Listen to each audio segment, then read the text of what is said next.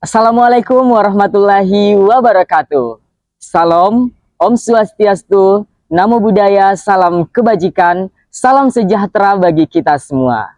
Halo Luluareu Iyanasana, selamat datang di podcast Suara Mandar Muda, ruang cerita bagi anak mandar yang beranjak jauh namun tetap berpijak pada akarnya. Pada episode kali ini tentunya bersama saya Al-Mutakin. Teman-teman, pada episode ini kita kedatangan dua narasumber yang sangat luar biasa yang ada di samping saya. Beliau merupakan penerima beasiswa nasional yang sangat bergengsi tentunya teman-teman. Satunya menerima beasiswa pendidikan Indonesia dan satunya lagi menerima beasiswa LPDP. Kita ini yang sedang studi di Yogyakarta berasal dari Kabupaten Polewali Mandar. Pasti teman-teman sudah penasaran siapa sih yang ada di samping saya ini, dan kita akan masuk ke sesi perkenalan. Mungkin kakak-kakak bisa memperkenalkan dirinya kepada teman-teman terkait identitas, sebelumnya kuliah di mana dan sekarang kuliah di mana juga. Silahkan. Oke, halo semuanya. Perkenalkan, saya Humaira. Saya berasal dari Polewali Mandar, khususnya di Kecamatan Tinambung. Nah, saat ini saya sedang berkuliah di Universitas Gadjah Mada, jurusan Ilmu Komputer, dan background studi saya sebelumnya itu berkuliah di Universitas Negeri Makassar. Wow, luar biasa sekali teman-teman. Oke, selanjutnya ke kakak yang di sampingnya lagi. Halo, saya Gila Damayanti, saya juga dari Polewali Mandar. Saya alumni dari MAN 1 Polman, juga alumni dari STAIN Majene. Jadi sekarang saya kuliah di UGM ini mengambil jurusan linguistik. Oke teman-teman, ternyata kedua narasumber kita ini sedang menempuh pendidikannya di kampus bergengsi teman-teman, Universitas Gadjah Mada. Nah, tentunya bisa masuk di UGM ini bukanlah hal yang mudah ya Kak, dan butuh perjuangan besar. Kalau kembali ke kilas balik ya, sebelumnya kenapa sih Kak Humaira dan Kak Dila ini kepikiran untuk lanjut ke jenjang magister di Universitas Gadjah Mada, bahkan sampai kepikiran untuk daftar beasiswa Kak? Mungkin bisa diceritakan ke teman-teman kita, dimulai dari Kak Humaira dulu. Oke, jadi sebenarnya untuk lanjut kuliah itu, lanjut ke jenjang magister itu sudah sejak kepikiran setelah lulus kuliah S1. Namun waktu itu masa pandemi COVID, sehingga jarak untuk masuk lanjut ke magister itu jaraknya lumayan, sekitar 2 tahun. Nah, pada saat masa-masa pandemi tersebut, itu menurunkan semangat saya untuk lanjut kuliah, karena melalui proses seleksi beasiswa yang cukup ketat, kemudian dari dukungan-dukungan keluarga yang tentunya masih lanjut nggak ya, lanjut tidak ya, dan akhirnya setelah mencoba beberapa kali untuk mendaftar beasiswa, alhamdulillahnya lulus di tahun 2024 ini. Wow, luar biasa sekali perjalanannya ya Kak ya. Kalau Kak Dila sendiri? Kalau saya awalnya sebelum lulus S1 itu, saya sempat berbincang-bincang sama ibu saya. Terus kayak setelah ini mau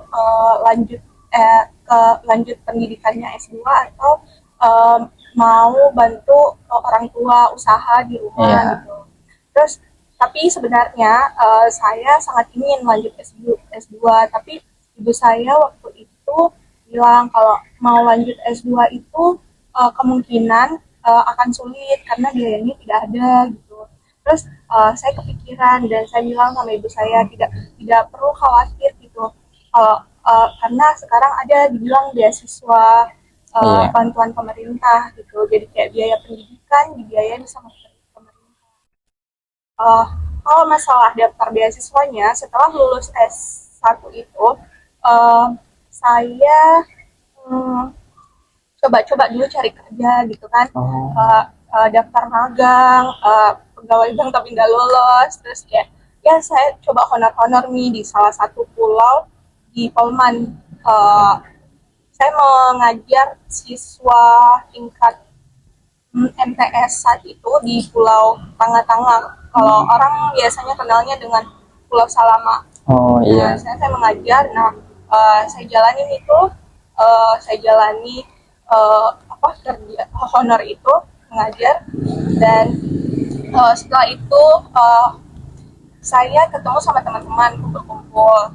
Nah, dari teman-teman saya itu di situ saya dapat info tentang beasiswa LPDP ini. Iya. Nah, itu nih untungnya punya teman-teman, karena dari situ nih relasi kita bisa dapat info-info yang lebih kayak begini nih beasiswa LPDP gitu. Nah, dari situ teman saya bilang, nggak mau lanjut, kamu nggak mau lanjut deal gitu. Terus saya bilang nih, sementara juga cari-cari kerja sama info-info beasiswa dari saya bilang, dan dia bilang daftar, nggak mau daftar LPDP, ada sekarang buka gitu. Dan saat itu saya tanya apa saja persyaratannya. Iya. Gitu. Kan bilang di sini ada jalur afirmasi. Jalur afirmasi itu persyaratannya kalau teman-teman yang punya dapat bantuan PBI, APBN atau PBI, APBD atau PKH, jadi bisa daftar jalur afirmasi prasejahtera. Nah, kebetulan saya daftar jalur afirmasi. Dan setelah itu saya sama teman-teman sama-sama urus ijazah, berkas-berkas pendaftaran semua, dan sama-sama submit berkas dokumen-dokumen di pendaftaran APD. Wow, luar biasa sekali ya perjalanan panjangnya. Di sesi awal saja sudah sangat menginspirasi dari cerita Kak Humaira dan Kak Dila ini, dan sudah bahas tentang dukungan, dan tentunya itu adalah sesuatu hal yang sangat diperlukan ya dalam proses seleksi beasiswa seperti ini. Nah, berbicara tentang dukungan nih ya Kak, orang yang paling membuat hati kakak ini teguh, yang paling mendukung dalam proses penyeleksian ini siapa sih? Seperti orang tua kah? Teman mungkin seperti yang diceritakan tadi? Mungkin dari siapa dulu nih? Oke, yang tentunya yang paling mendukung itu orang tua ya. Orang tua. Kalau mengingat kembali lagi, saya mendaftar beasiswa itu tidak bilang-bilang ke orang atau teman-teman yang dekat, Iya. ataupun publish ke sosial media kalau ini saya lagi mendaftar nih dan lain sebagainya. Jadi betul-betul pada saat proses pendaftaran beasiswa itu saya menutup diri dari media sosial untuk memberitahukannya ke halayak umum. Nah, yang paling mendorong untuk lanjut adalah mama saya sendiri. Wow. Karena kemarin itu setelah gagal pendaftaran beasiswa sebelumnya, itu saya sudah bilang, sudahlah, tidak usah lanjut kuliah lagi karena proses untuk mendapatkan beasiswanya itu sulit dan lain sebagainya. Akhirnya mama saya bilang gini, tidak apa-apa, nanti pakai uang pribadi saja. Terus saya berpikir kan, tidak mungkin untuk lanjut kuliah lagi di jenjang S2, apalagi biayanya yang cukup mahal, terus belum lagi kos di Jogja dan lain sebagainya, itu akan memakan biaya yang cukup banyak. Nah, akhirnya saya kembali termotivasi lagi untuk daftar beasiswa, dan alhamdulillahnya berkat dukungan orang tua atau mama sendiri itu bisa membuat semangatnya bangkit kembali. Wow, luar biasa sekali. Kalau untuk Kak Dila gimana nih ceritanya? Saya seperti yang diceritakan tadi itu ya, tentu salah satunya temannya. Teman. Awal itu yang paling mendukung itu teman. Tidak mungkin tanpa teman-teman saya tadi saya bisa bergerak mendaftar beasiswa ini. Nah, selain itu ada keluarga juga, tapi menurut saya keluarga ini menjadi tantangan bagi saya karena mereka tidak paham apa ini yang mau saya daftar gitu kan. Nah, terus mereka bilang, apalagi mau mendaftar, apalagi sedaftar-daftarmu begitu. Nah, saya berusaha, itu nih tantangan bagi saya berusaha meyakinkan mereka uh, meyakinkan mereka kalau apa yang saya daftar ini betul-betul di sesuatu yang baik begitu kan. Dan dan saat itu alhamdulillah berhasil meyakinkan orang tua bapakku, ibuku, dan kakak-kakakku. Dan selama tahap seleksi itu pengumumannya mereka tunggu-tunggu terus kabar dari saya kayak bagaimana nih kabarmu, seleksimu, bagaimana nih pengumumanmu gitu. Jadi sebenarnya dukungan keluarga juga ini paling berarti bagi saya. Iya, tentunya keluarga tetap menjadi sesuatu hal yang nomor satu ya, di saat mungkin orang lain tidak mendapatkan privilege itu, tapi teman-teman masih bisa merasakan hal itu, apalagi dengan dorongan dan dukungan teman-teman tentunya. Ya, ini apa ya, sesuatu hal yang bisa memotivasi kita semua, bagaimana kita bisa meyakinkan orang tua kita juga tentunya teman-teman. Nah, dari berbagai seleksi yang dilewati dengan strategi yang sudah disusun ini, ada tidak yang membuat kakak-kakak ini down? Mungkin dari tahap seleksinya ini ada salah satu tahap seleksi yang ternyata dari keoptimisan Kak Dila tadi yang dikatakan di posisi itu ternyata buat overthinking mungkin, dan Mbak Humaira pun sama.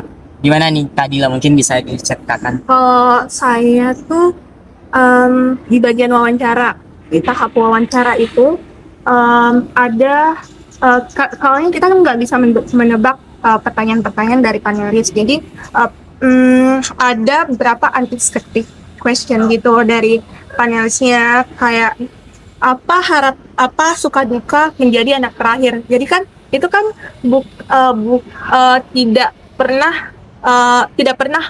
saya tidak pernah menduga kalau pertanyaan itu akan ada gitu. Jadi selama ini yang dipelajari untuk seleksi wawancara itu kayak apa rencana topik penelitiannya nanti, seperti itu.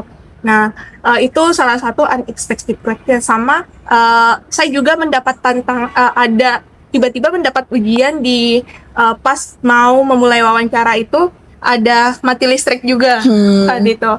Nah, jadi saya pakai tethering dari HP. Jadi tethering dari HP itu kan biasa kayak putus-putus ya. Apalagi kita pakai Zoom. Jadi jadi di situ juga menjadi tantangan. Soalnya tiba-tiba mati listrik pas mau memulai wawancara.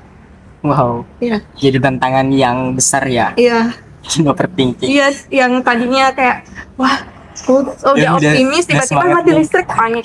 Aduh. Kalau dari Mbak Humaira gimana nih Mbak? Mbak ya. Apalagi tadi sempat diceritain kalau udah ketolak segala macam, pasti gimana nih, ada nggak sih yang paling bikin down? Ya, yang bikin down pertama itu waktu seleksi administrasi tadi ya. Kan ada pengumuman tidak diterima, akhirnya saya sanggah kembali dan akhirnya diterima. Itu sempat membuat ya sudahlah, kayaknya saya memang tidak ditakdirkan untuk lulus di beasiswa BPI ini. Tapi kan di waktu yang sama juga saya daftar LPDP juga dan sudah akan masuk ke tahap wawancara. Namun yang keluar pertama pengumumannya itu BPI keluar keterima beasiswanya, kemudian setelah itu akan dilakukan seleksi wawancara LPDP. Akhirnya saya tidak melanjutkan LPDP, kemudian memilih untuk BPI. Nah, yang menjadi tantangan terbesar juga waktu proses wawancaranya, karena di saat itu kondisi wifi-nya tiba-tiba buruk. Nah, saya tidak mendengar dengan jelas suara dari pewawancaranya. Akhirnya saya bilang, iya, kenapa Bu? Pertanyaannya apakah boleh diulang kembali? Tapi pada saat itu saya tidak cukup deg-degan. Saya merasa ya gimana ya? Ya sudahlah ya, berjalan saja. Apakah saya diterima atau tidak ya? Sudah, yang penting saya sudah berusaha. Pikiran saya seperti itu. Jadi saya tidak menyangka kalau saya akan lulus di beasiswa ini. Wow, luar biasa sekali ya perjuangannya, mulai dari strategi itu, bahkan ternyata ada banyak tantangan untuk bisa lolos di beasiswa ini. Salut sih sama kakak bisa sampai di posisi. Nah, bisa menikmati keindahan Jogja ini dan menikmati fasilitas yang luar biasa yang ada di UGM ini tentunya bukan hal yang mudah ya. Perlu menembus gerbang seleksi beasiswa yang sangat besar. Dan kedua, kakak-kakak yang ada di depan saya ini berhasil melakukan hal tersebut. Tentunya saya sendiri dan bahkan teman-teman pun akan penasaran bagaimana langkah-langkah mengikuti seleksi beasiswa ini, dimulai dari seleksi apa dulu sampai seleksi apa. Mungkin kakak-kakak bisa berbagi cerita kepada teman-teman. Ayo Kak Ila dulu.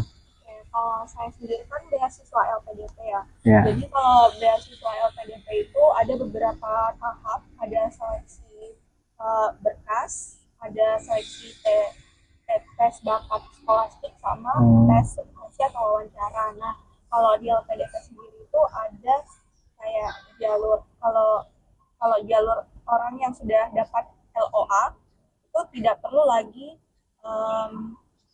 ikut seleksi tes bakat skolastik. Nah, kalau belum dapat LOA wajib ikut tes bakat skolastik. Ya, seperti itu ya. Kalau di kakaknya sendiri, bagaimana nih proses seleksinya? Nah, di BPI sendiri tuh ada banyak jenis beasiswanya. Ada beasiswa untuk guru dan tenaga kependidikan, terus ada jalur budaya dan jalur beasiswa prestasi. Nah, yang saya ikut itu jalur BIM, beasiswa Indonesia Maju istilahnya. Nah, saya melampirkan sertifikat lomba, kemudian kegiatan-kegiatan yang berkaitan dengan saya mengumpulkan berkas-berkas baik itu piagam ataupun penghargaan-penghargaan dari berbagai instansi. Nah, kalau di BIM sendiri itu kita wajib melakukan kurasi kalau kegiatan tersebut tidak dikeluarkan dari Puspresnas. Jadi sertifikat yang tadi misalnya saya mengikuti kegiatan karya tulis ilmiah yang tingkat nasional tapi diadakan di Makassar. Nah, itu tidak diwadahi langsung oleh Puspresnas. Jadi saya harus mengkurasi dulu. Jadi ada form tersendiri untuk mengkurasi sertifikat yang sudah kita kumpulkan. Kemudian akan diperiksa oleh kementerian apakah ini memang layak untuk diajukan sebagai berkas prestasi ini. Nah, setelah dari situ kemudian sudah ada ACC-nya, kita melanjutkan proses administrasi. Jadi ada beberapa form yang kita isi, misalnya biodata kita, kemudian kegiatan apa yang sudah kita lakukan, kemudian publikasi apa yang sudah kita lakukan, dan lain sebagainya. Nah, setelah itu kita menunggu pengumuman untuk seleksi administrasinya. Nah, lucunya lagi, ketika saya pengumuman seleksi administrasi itu saya ditolak sebenarnya, bahwa saya tidak capable untuk lanjut ke sesi selanjutnya. Namun kembali lagi saya berusaha untuk mengajukan istilahnya sanggahan. Saya melakukan sanggahan dan alhamdulillahnya diterima. Karena waktu itu saya kan menggunakan LOA yang sudah keterima di UGM. Itu saya keterima di tahun 2022, tapi saya melakukan defer atau penundaan studi. Nah, saya melakukan penundaan studi, kemudian saya ajukan di form pengajuan beasiswa BPI. Nah, itu yang mereka keliru karena mereka kiranya saya sudah menempuh kuliah di UGM. Nah, akhirnya saya ajukan kembali ke sanggahan itu, kemudian diterima dan akhirnya masuk ke proses seleksi wawancara. Gitu. Jadi prosesnya ini tidak mudah ya teman-teman, tentunya harus melewati beberapa tahap teman-teman. Nah, kalau mengikuti seleksi ini ada tidak dari Kak Humaira sendiri dan Kak Dila sendiri menyiapkan strategi yang disiapkan? Nah, dari strategi itu yang bisa menjamin kelulusan dari kakak. Dari siapa? Kak Humaira ya. Nah, strateginya sendiri karena saya sudah 2 kali mendaftar beasiswa sebelumnya dan akhirnya keterima di BPI ini, itu saya belajar dari kesalahan saya sebelumnya. Nah, yang pertama itu saya tidak lulus tes bakat skolastik yang tes tes pengetahuan. Nah, nilai saya tidak mencukupi karena ada berita kalau kita langsung maju ke apa lagi namanya, langsung mengikuti seleksi wawancara, kita harus punya LOA. Nah, saya akhirnya mendaftar di UGM dulu. Setelah keterima, saya melanjutkan daftar di LPDP untuk seleksinya agar bisa masuk ke wawancara. Nah, sebenarnya saya mendaftar karena UGM itu masa difernya 1 tahun. Nah, itu hari batas terakhir saya untuk diver di UGM, sehingga LOA-nya akan hangus. Akhirnya saya daftar dua-dua, LPDP dan BPI. Namun karena BPI yang duluan keluar pengumumannya, akhirnya saya terima BPI. Nah, apa yang saya lakukan atas kesalahan saya sebelumnya di proses beasiswa itu, pertama esainya saya perbaiki karena esainya itu sangat menunjang untuk menjadi bahan wawancara. Nah, kemudian LOA tadi karena saya sudah mengidolnya, akhirnya saya langsung masuk ke wawancara. Nah, di proses saya juga menghubungi beberapa kakak-kakak yang sudah keterima beasiswanya. Kira-kira gimana sih tips and triknya supaya bisa keterima jadi awardee. Kemudian saya mempersiapkan mock up interviewnya. Jadi ada beberapa akun-akun di Instagram yang menyediakan mock up secara gratis. Jadi kita di mock up secara langsung oleh awardee yang sudah keterima di universitas tersebut. Nah, selain itu saya juga menghubungi awardee yang berasal dari Sulawesi Barat. Karena kan dari background yang sama, saya berharap bahwa ini menjadi insight terbaru saya terkait dengan proses wawancara saya nantinya. Akhirnya saya menghubungi dari LPDP, kakak-kakak LPDP, kakak-kakak BPI, kemudian kakak-kakak yang dari universitas yang sama dengan saya, kemudian minta bantuan mereka untuk latih dong saya untuk gimana sih proses wawancara yang baik dan sebagainya. Oke, kalau Kak Dila gimana? Kalau saya tanya-tanya sama teman-teman juga yang sudah coba daftar beasiswa LPDP, terus apa persyaratannya. Selain itu, saya juga ikut mentoring. Jadi di dalam mentoring itu ada kayak mentoring esai gitu loh. Jadi esai, setelah menulis esai ada proofreading gitu, proofreading esai. Jadi kayak esai kita dicek apakah ada yang perlu direvisi gitu, terus ditulis diperbaiki lagi gitu. Nah, selain itu saya juga ikut mock-up interview. Nah, mentoring ini mentoring gratis kok. Jadi kalau ada mentoring yang berbayar gitu, cari yang mentoring gratis aja gitu. Soalnya ada banyak kok di Instagram seperti yang dibilang kamu tadi. Ada banyak mentoring gratis. Jadi mock-up interview gratis juga. Jadi kayak kita latihan wawancara, pertanyaan-pertanyaan dari kakak-kakak yang sudah lolos LPDP juga gitu. Ya, itu aja sih. Iya, jadi kakak-kakak tetap ikut ya mentoring seperti itu dan berusaha meminimalisir biaya terkait seleksi-seleksi seperti itu, mencari yang minim biayanya atau bahkan gratis, dan itu banyak di Instagram ya teman-teman. Itu perlu menjadi catatan teman-teman sih yang ingin mendaftar beasiswa BPI ataupun LPDP. Bisa bertanya juga dong sama kakak-kakak yang ada di depan saya ini. Nah, setelah melewati seleksi yang panjang, menghancurkan tembok dan bisa masuk di UGM ini, dibiayai, dari seleksi itu yang membuat kakak yakin bisa lolos itu di seleksi mananya nih? Oh, saya kuatnya di esai mungkin seperti yang disebutkan tadi, atau di wawancara, atau seperti apa? Oke, dari siapa dulu nih? Kak Dila ya, gimana nih? Jadi kalau masalah yakin di tahap mana tuh, saya pribadi yakin bisa lolos di semua tahap. Wow. Jadi saya mengafirmasi diri saya sendiri kalau saya bisa melewati ini. Saya sudah belajar, saya sudah mempelajari bagaimana cara menulis esai, bagaimana cara mengikuti seleksi tes bakat skolastik. Jadi di tes bakat skolastik itu ada tes kayak matematika gitu, jadi analogi ada juga. Jadi saya pelajari itu semua, sama sudah latihan wawancara juga. Jadi kayak masa saya nggak bisa sih? Iya. Jadi, saya yakin. Jadi kayak kalau masalah saya yakin semua di semua tahap seleksi. Luar biasa ya Kak ya, sangat optimis. Nah, jadi teman-teman, optimis ini salah satu hal yang harus menjadi pegangan kuat kita ya untuk mengikuti seleksi seperti ini tentunya. Nah, kita mau juga dong dengar dari Kak Humaira, udah yakin banget nih lolos di mana nih Kak? Dan di tahap mana nih? Saya pasti lolos UGM nih, beasiswanya. Itu di mana? Oke.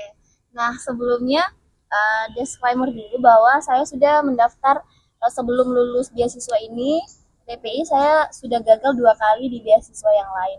Ya, sebut saja LPDP lah ya. Saya sudah gagal 2 kali di seleksi LPDP. Nah, pada saat pendaftaran pertama di LPDP itu saya sudah sangat yakin bahwa saya akan lulus karena saya sudah mempersiapkan semuanya dari esai, kemudian motivation letter, kemudian apalagi namanya wawancara. Saya sudah latihan berkali-kali dan lain sebagainya. Namun ternyata harapan-harapan yang kita bangun itu kadang tidak sesuai dengan yang terjadi. Akhirnya setelah mengikuti pendaftaran yang kedua sama, saya juga selalu optimis bahwa saya akan lolos karena saya juga telah mempersiapkan semuanya, belajar mati-matian, minta doa kepada orang tua, berbuat baik lah ya istilahnya. Namun saya juga gagal dan akhirnya di pendaftaran yang terakhir ini, 2 terakhir ini, karena saya mendaftar bersamaan tadi ya LPDP dan BPI secara bersamaan di tahun yang sama dan di waktu yang sama, itu posisi saya di sini sudah berserah. Jadi saya sudah mendaftar nih, saya sudah berusaha dan saya sudah memperbaiki kesalahan-kesalahan saya sebelumnya. Ya sudah, saya jumawah ya istilahnya ya. Saya sudah mempasrahkan diri saya, apapun yang terjadi itu sudah takdir saya. Dan akhirnya ketika pengumuman BPI pun kemarin, saya tidak begitu istilahnya, tidak begitu excited untuk menunggu kapan sih pengumuman ini dan lain sebagainya. Akhirnya pengumuman pun dikasih tahu sama kakak Awardi yang lain bahwa hari itu sudah pengumuman. Dan saya tidak tahu. Akhirnya saya telat, pengumumannya itu jam 1 siang, saya memeriksanya setelah maghrib. Jadi ya biarkan saja mengalir seperti itu, yang penting sih kita sudah berusaha. Luar biasa sekali ya. Dan pada saat membuka dinyatakan lolos. Iya. Wow. Luar biasa sekali perjalanan yang sangat-sangat tidak mudah teman-teman, dengan berbagai proses yang diceritakan tadi. Nah, dari keyakinan atau keoptimisan dan berserah diri kepada Yang Maha Kuasa, kita mau tahu juga nih, di proses seleksi mana yang membuat Kak Dila, Kak Humaira ini merasa down, atau mungkin kayak udah nggak ada harapan lagi nih atau gimana? Di balik keoptimisan Kak Dila mungkin ada posisi yang kadang membuat overthinking seperti itu. Bisa diceritakan dulu, Kak Dila, silakan. Kalau saya pribadi, mungkin kalau masalah di bagian wawancara sih. Iya. Bagian wawancara itu yang paling menantang, soalnya kita tidak tahu, kadang ada pertanyaan-pertanyaan yang unexpected. Oh iya. Gitu. Jadi waktu wawancara itu saya sangat tidak menduga kalau tiba-tiba penulisnya bertanya, apa suka duka jadi anak terakhir. Jadi kayak kita kan sebelumnya belajar kayak topik penelitian nantinya apa, itu kan kemungkinan yang akan ditanyakan panelis, tapi itu salah satu unexpected ya. Tapi untungnya saya bisa menjawab itu dengan mengalir gitu. Jadi menurut saya kuncinya itu tenang. Jadi tenang, soalnya kalau kita tenang, kita bisa menjawab itu dengan mengalir juga. Tapi pas di wawancara itu udah overthinking ya, kok ada ya pertanyaan seperti ini. Wow, unik juga ya. Unexpected. Kalau dari Kak Humaira gimana nih? Ada tidak? Proses ya. Iya, apalagi udah ditolak 2 kali beasiswa. Ya benar. Gimana? Prosesnya itu yang di seleksi wawancara, seleksi administrasi tadi, karena kan sempat ditolak tuh. Oh iya. Jadi mengajukan apa lagi namanya? Sanggahan, mengajukan sanggahan dan ternyata diterima. Kemudian kabelnya lagi waktu proses wawancara. Jadi ketika itu tiba-tiba jaringan wifi di rumah itu agak ini lawat. Wah. Terus kadang saya tidak mendengar apa yang interviewer sampaikan. Terus saya gini, iya kenapa Bu? Jadi tapi saya tetap merasa ini ya, apa ya, orang yang sudah berserah gimana ya? Iya. Yang sudah Bertawakal. bertawakal, ya sudahlah ya, gimana saja jawabannya saya berusaha yang terbaik. Terus jawab pertanyaan-pertanyaan meskipun kadang-kadang suaranya tidak terdengar. Saya juga tidak yakin apakah suara saya terdengar dengan baik atau tidak. Jadi proses itu yang buat saya ya sudahlah ya, apapun hasilnya saya serahkan kepada Tuhan saja. Ih, sangat menginspirasi ya, dan apa ya, wow, perjuangannya sebesar itu ya. Tapi alhamdulillah ya, hasilnya membuahkan ya, ini sekarang kakak kita yang sedang menempuh pendidikan di UGM. Dinyatakan lolos beasiswa dari berbagai proses tadi. Dari kakak sendiri setelah menjalani perkuliahan berapa semester ini? Udah berapa semester nih kak? Sekarang semester 3. Semester 3 kan? Saya semester 2. Semester 2. Nah, dari perkuliahannya selama ini, apa impact beasiswa ini sendiri untuk kakak? Apa dulu nih? Boleh saya. Iya. Nah, kalau ditanya impact-nya tentunya sangat besar sekali ya. Pertama karena orang tua sudah tidak mengeluarkan biaya lagi untuk kita berada di kuliah di Jogja ini. Kemudian kedua, impact yang paling besar yang saya dapatkan meskipun di luar dari biayanya yang cukup besar ya untuk kita tinggal di Jogja, itu fasilitas-fasilitas yang ada di UGM ini atau fasilitas yang ada di Jogja ini, karena saya selama semester 3 ini tidak merasa terbebani. Maksudnya apa ya? Kayak waktu itu tidak terasa ketika kita berada di Jogja ini. Semuanya seperti mengalir, kemudian tidak, meskipun ada beban-beban tugas, beban-beban tesis dan lain sebagainya, tapi itu tetap terdukung dengan nuansa lingkungannya yang sangat amat enak dan nyaman gitu. Kalau Kak Dila sendiri, impact yang dirasakan? Kalau untuk saya sendiri itu suatu kebanggaan ya, bisa mendapatkan kesempatan melanjutkan perguruan tinggi dengan bantuan beasiswa ini. Dan juga tentu saja suatu kebanggaan untuk keluarga, terutama kedua orang tua. Saya dengan keterbatasan finansial bisa melanjutkan pendidikan dengan bantuan beasiswa. Nah, yang saya rasa itu impact-nya itu saya juga bisa menginspirasi lingkungan saya, terutama ponakan-ponakan saya, bisa membuat mereka menimbulkan harapan untuk tetap mau melanjutkan pendidikan begitu. Nah, untuk saya pribadi selama di Jogja ini, saya merasakan lingkungan akademiknya, kayak atmosfer akademik di Jogja ini sangat kuat gitu dibandingkan kan saya S1-nya di Sulawesi Barat, jadi beda sekali.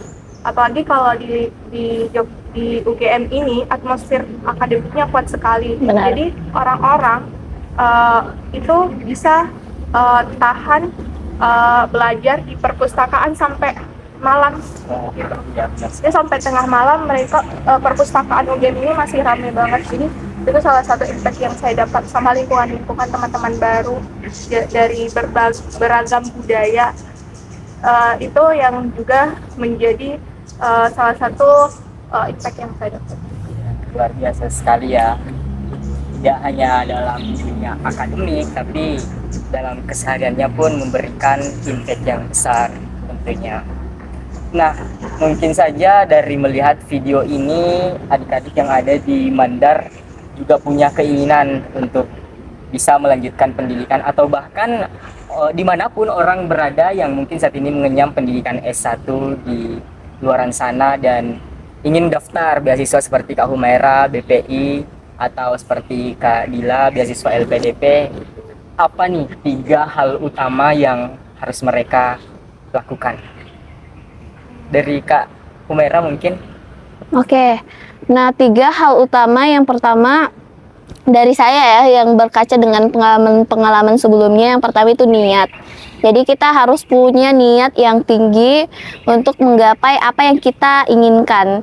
Nah, kadang niat itu bukan cuman aduh saya mau sekolah di sini deh, saya mau kuliah di sini deh, tapi niat itu dibarengi dengan usaha yang kedua. Jadi setelah kita memiliki niat, kemudian akan berusaha untuk menggapainya.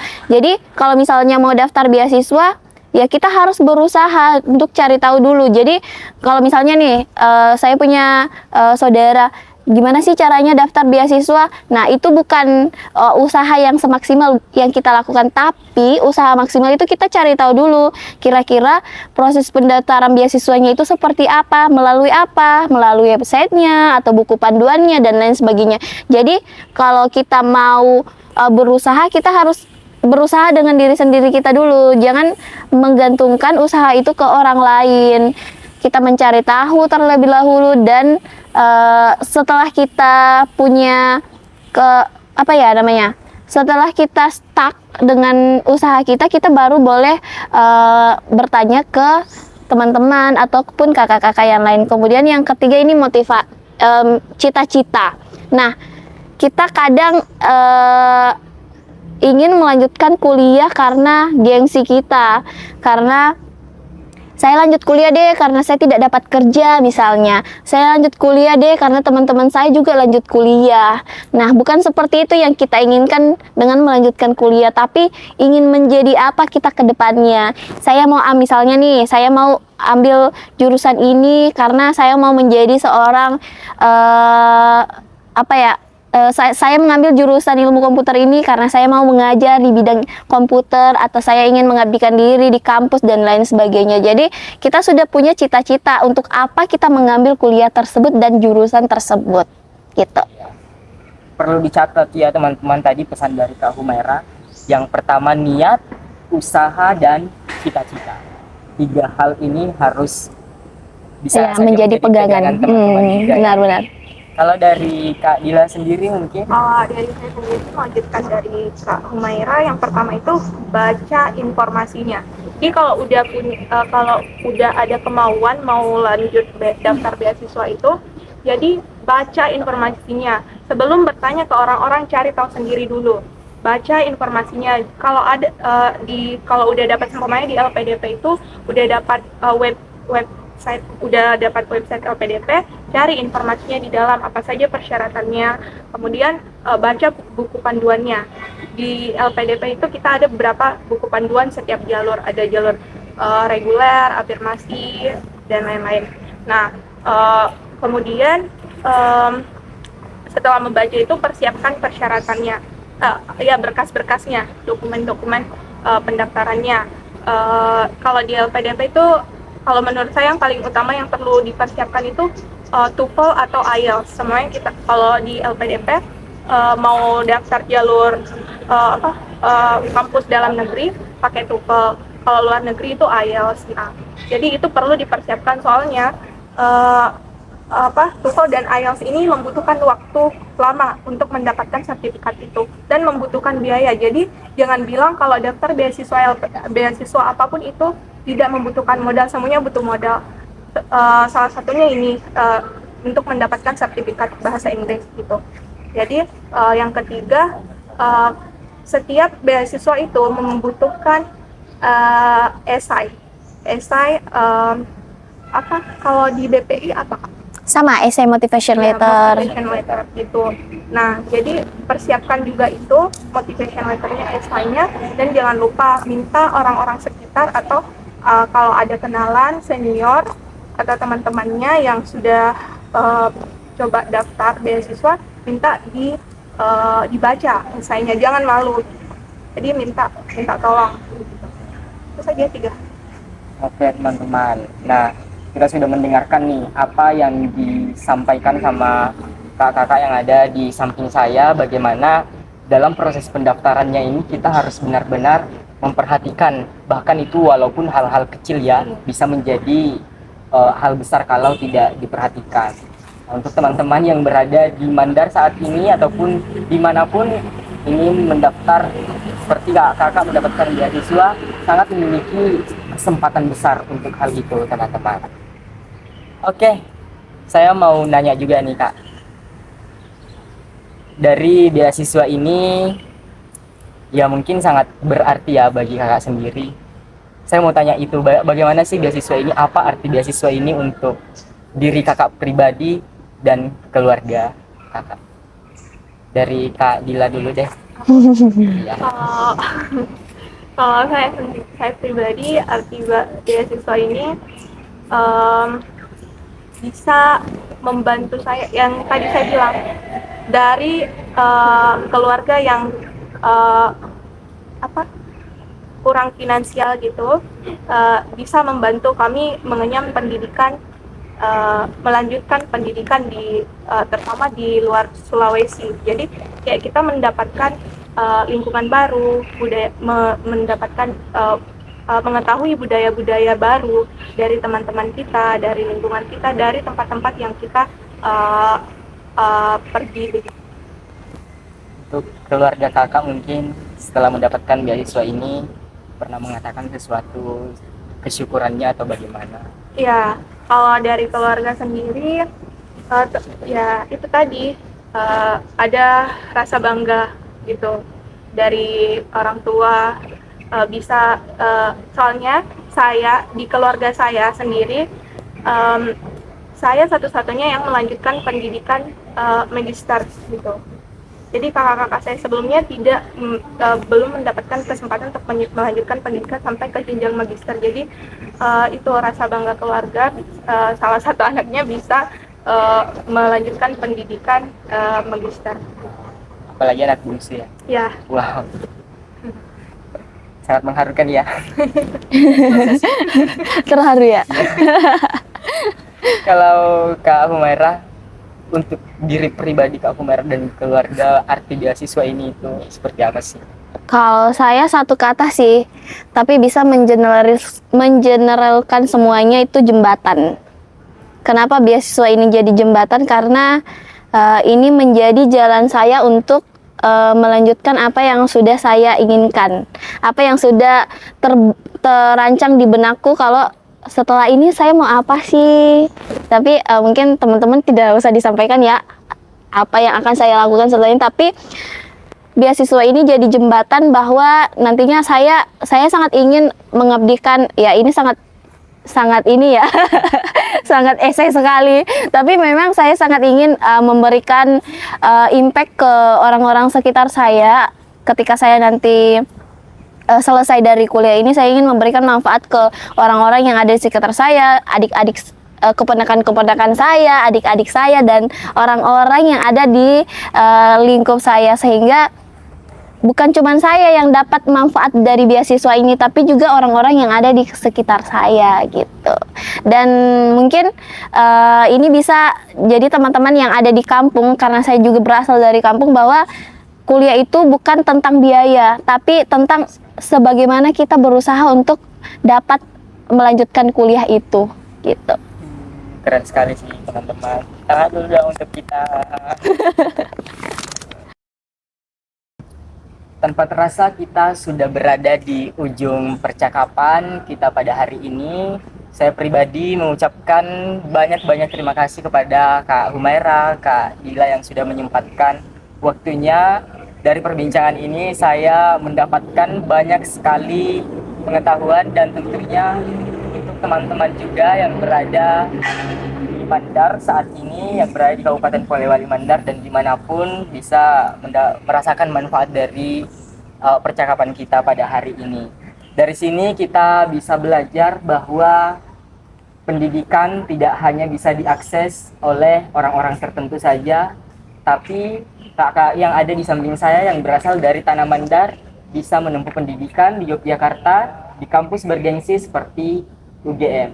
Untuk kalian yang sedang mencari jalan, lihatlah kakak yang ada di samping saya, mereka juga berasal dari keluarga yang terbatas finansialnya, tetapi keterbatasan ini bukan menjadi alasan untuk menutup mimpi-mimpi kecil itu, bahkan mimpi besar itu, tetapi menjadi alasan untuk terus bergerak, menjadi bahan bakar untuk membakar semangat teman-teman bisa menempuh pendidikan. Ini sudah giliran kalian untuk menempuh pendidikan di Yogyakarta. Kami tunggu kalian semua.